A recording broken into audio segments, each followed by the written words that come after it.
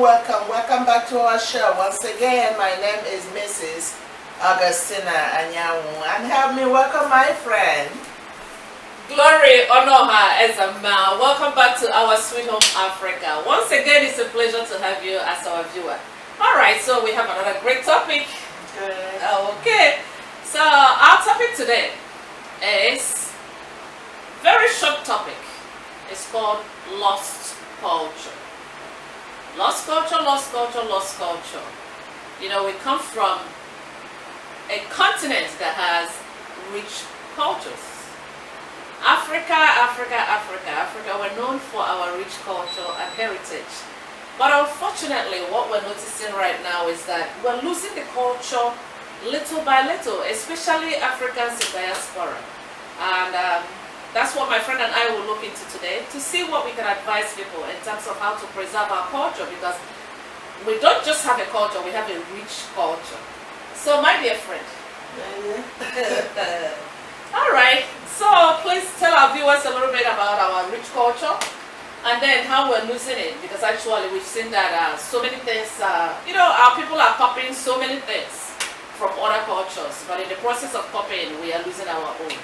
So go ahead, my dear friend. Thank you, dear. When it comes to culture, we all do know that is a way of life of the people. So Africans have their own culture, the way we dress, what we eat, even our names. Like those in Nigeria, when you say your last name, somebody will know exactly the tribe you come from. So even at the workplace, and other there are African too. some names you will say, okay, this person is from Africa, or you can say, okay, this person is an Italian, or this person is from America. So when you talk about culture, you talk about, there are so many subunits that make up a culture. So, but what we are focusing on today is about Africans, because we are like a little bit like chameleon. We are changing as each day progresses. The name we give our children, the type of food we eat, and our dressing. So we look at it, we are now a little bit cultureless, because we don't even know which culture we are, you know, we want to focus on. So for instance, even in the movie, can they eat this Nollywood? I see some people now eat lettuce, and then when they go to lunch, they eat lettuce, they eat some tomatoes and all those. What happened to our fufu? Our fufu, what happened to African jollof rice? So we are so rich to the extent that if we're doing all those things, we want to model for leaders of tomorrow. And the way we are going, our children will end up not knowing the cultures of our land. And you know, my friend, we are going to talk about how to help encourage our people to be proud of our culture, because that's who we are, and that's what identifies us and makes us who we are as a person, as an individual, as a continent, and as even as a country. So your culture defines you, my dear. Thank you so much, my friend. You know, actually, I like what you said about the food. You know, let me just zero a little bit on the food. We talk about cultural food. Even where we are outside the continent of Africa, I mean, we see people from other cultures. We have Indians that have Indian food. We have Chinese that have Chinese food. We have Italians that have Italian food. And it's all right to eat other people's food. But what we have found so far is that our people are losing their own cultural food. What they're doing now is like, if they're eating pizza, it's only pizza, it's Chinese and this. And then when you have restaurants, like when you have African restaurants, you have Chinese restaurants, you have Italian, they tend to even leave African restaurants and they go to other people. We're not saying that you shouldn't eat other people's food, but at the same time, you know, think about your own culture. If you don't patronize people that are selling your own food, and then you start patronizing other people, unfortunately, what we have noticed is that other cultures, many of them do not even eat our own. They don't recognize your culture. Exactly. So actually, you call us chameleon, which I love so much. You see, we keep on changing and changing and changing. I know it's good to adapt to other cultures, but at the same time, let's start from head to toe. Let's not lose ours. Exactly. We can't lose Even ours. our hair. we tend to, borrow other people's hair. That's right, like this one. Exactly. That's not my hair. Exactly. So we tend to borrow. I mean, as much as you're borrowing, make sure that you keep your own and teach your children, because if not, we'll lose our culture completely. That's right. And then even the eyes. You see the women. I mean, we have natural eyes that the Lord has given us. Sometimes they put the fish eye. Remember the blue eyes? Exactly. To look like other people. So, I mean, there's so many areas that we can go with, my friend. Yes, My dear, yes, you said it. When we talk about this culture, like I mentioned, that our children, God forbid that in the near future, we leave them with their culture.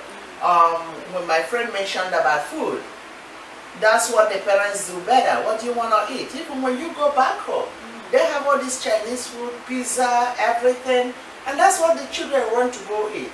And we call those ones fast food. Then for us to sit down and cook, prepare the food, start the children with the right food, the right your cultural food, then we are losing that. One of my nieces was like, I say, is your child eating yet? Oh yeah, they love, we eat semolina. I said, well, who is semolina? She said they eat semolina. I'm talking about back home. Exactly. You are eating semolina. What happened to fufu? Pounded yam. What happened to fufu? Exactly. So that's where the point is. Some of us that are outside here, we still eat gari. We just want to go back to pounded yam. We look for fufu. We look for plantain fufu. We look for anything fufu. That's what we eat. We make food. No matter the vegetable we see, we try to hold on to that a little bit. But I'm asking those, whether you're in Nigeria, whether you're in Kenya, Ghana, any part of Africa you're in, we got to hold on to that culture, because that's what our parents gave us. And we are not going to be there and let the touch not pass down to our children, because that would be an offense on our own side. We need to maintain that culture. We need to, even names, in giving our children names. Like I'm saying, your name should be your identity. That's culture. Our names supposed to have meanings. So you need to look at yourself and say, what names am I giving to my children? Who do they represent? So, my fellow Africans, please, let's do better. Let's not bury our culture. Let's be proud of our culture. Let's make our children, because if we're not proud of it, our children are not going to carry it on. Right, my friend? That's true. Okay. And actually, when you were talking, that's something that I just remembered. Because in our culture, storytelling is one of the things that Africans are known for. So we pass our history from one generation to another by telling our children the story of our lives. And it looks like one thing, I know, we're in the Western world, so a lot of people, we talk about reading and reading and reading. It's good to read, but unfortunately, I would say, fortunately, unfortunately, our people do not read that much. So we pass our history by storytelling. And it happened that a lot of parents, because now all of us are becoming westernized, we don't have time to tell our stories to our children. You don't ask your father, everything that happened in the past. So we don't bring, like we said, we don't sit down with our children. So we have lost that culture completely. Because if you don't sit down to talk to your children, tell them about your parents, your grandparents and everything, and unfortunately they do not read, that means there will be people with lost culture after a while when we're all dead and gone.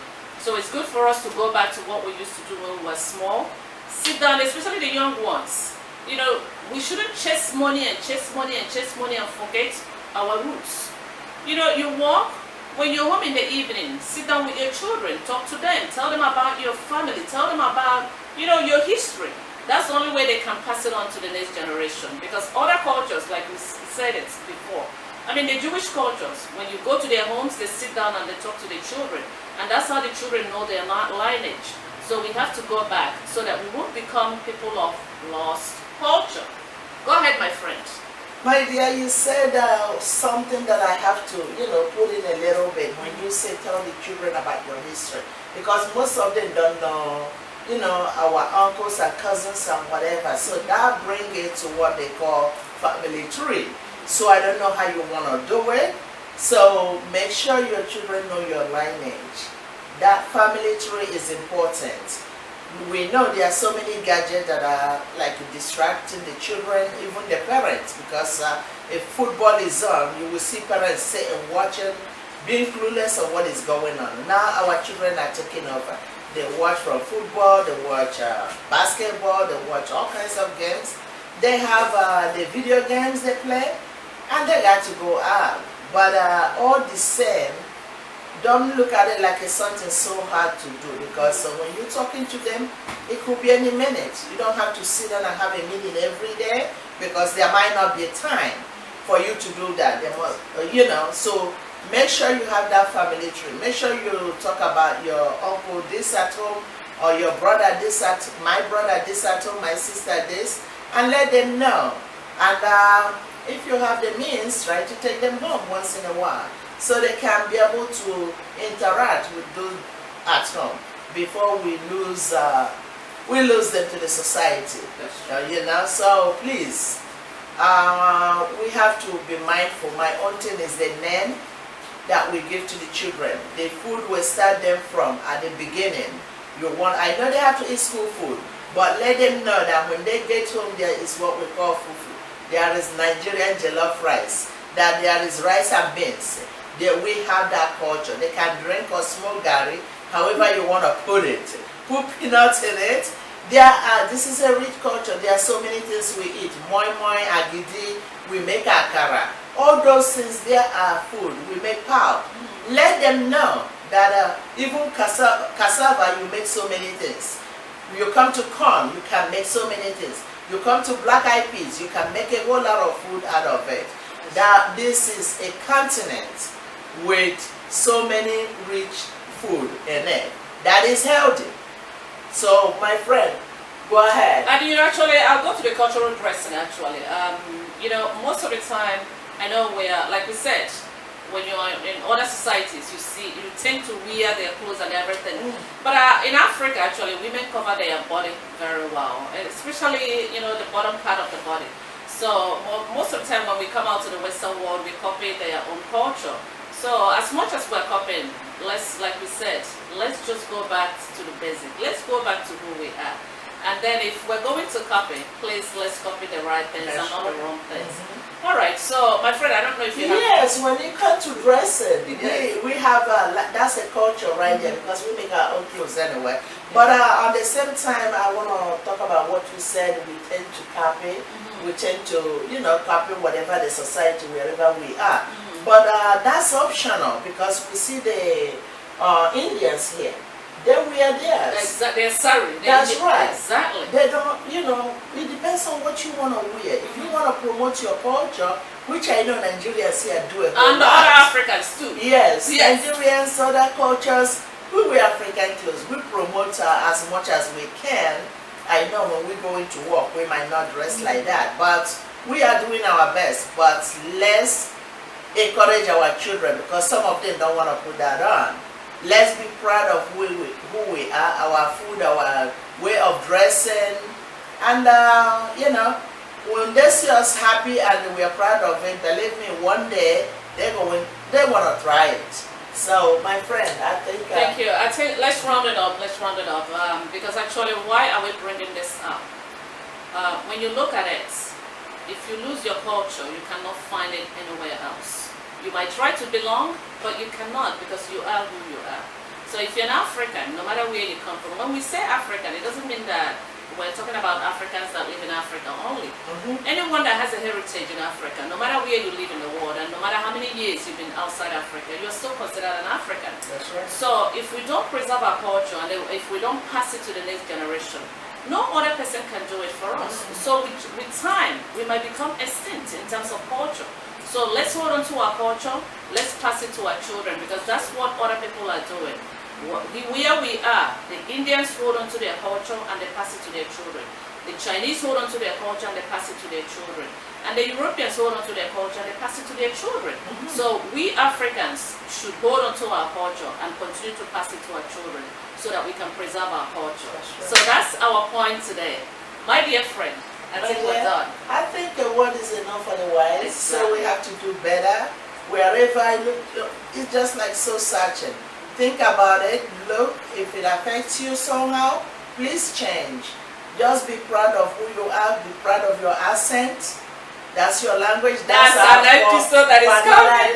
That's true. So you got to be proud of who you are. Yes. Do not hide your own culture and try to let somebody else's culture dominate you, because your culture is you, and you have to let people know that you know who you are by parading your own culture. All right? So all right, just to end it, there's something that you said that I have to add a little bit of something. You know what I noticed living in diaspora actually? When you are who you are, people respect you more. When you bring out your culture, other people admire you more. Yeah. But when you try to become a chameleon, like you said, try to look like other people, act like other people, they don't usually accept you. They're not going to welcome you in their own culture, because they know you're different. Exactly. So if you are, like I said, if you love your culture, preserve your culture, showcase your culture, that's right, they love you more. That's right. All right, so that's all we have today. So thank you once again for being our viewer, and look forward to other episodes. And continue to subscribe. Please do subscribe. Pass it on. It might not, the episode today might not have anything to do with you, but maybe your next door neighbor, your co-worker, your cousin, your nephew, anybody. Just pass it on.